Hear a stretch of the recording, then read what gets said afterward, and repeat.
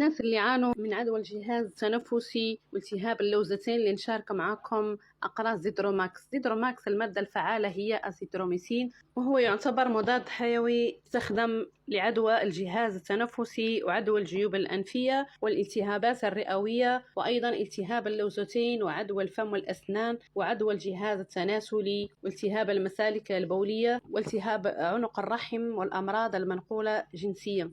وهو يعتبر من بين بروتوكولات العلاجية اللي تستخدم في علاج فيروس كورونا أو الكوفيد، لأنه يستخدم العلاج عدوى الإنفلونزا اللي تكون بين الأشخاص احتوائه على مضادات الالتهابات البكتيرية وعلاج الآثار الجانبية عن الإصابة بفيروس الكورونا والعدوى البكتيرية. أزيثروميسين يستعمل أيضا لعدوى الأذن وعدوى الجلد.